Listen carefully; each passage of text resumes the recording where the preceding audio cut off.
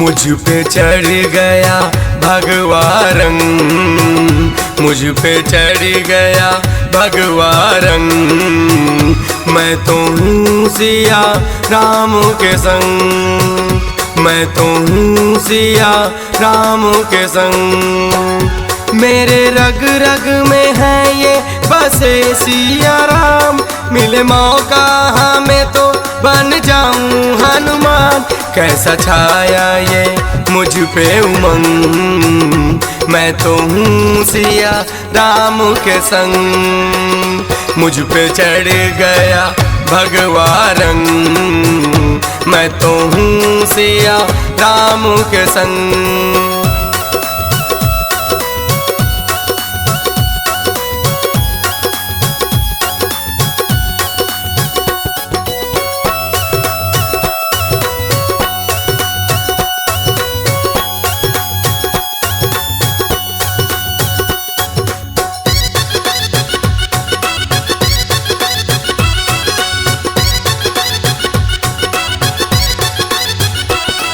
ये भगवा रंग योगी जी के संग, दुश्मन भी जी से देख रह जाते दंग।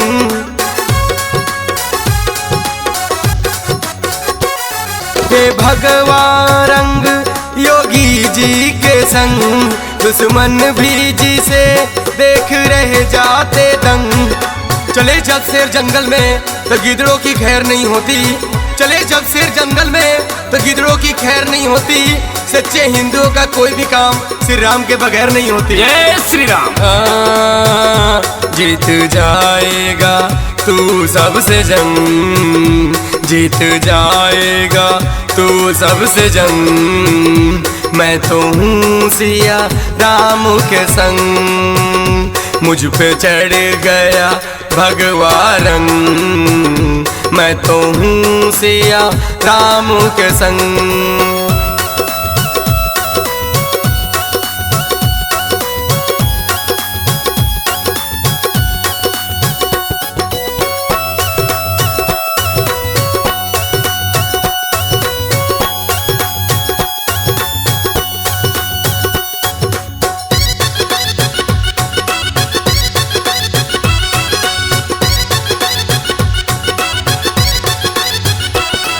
ये भगवा रंग साधु संतों की शान, इस देश के वीर महंतों की जान।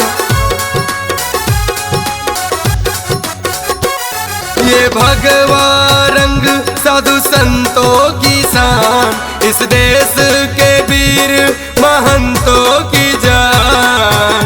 श्री राम ने भी रंगा है, श्री राम ने भी रंगा है अपने तन मन को इसी रंग से। इसे और कितनी खुशी मिलती है पूछो जानकी पुत्र बजरंग। जय हनुमान।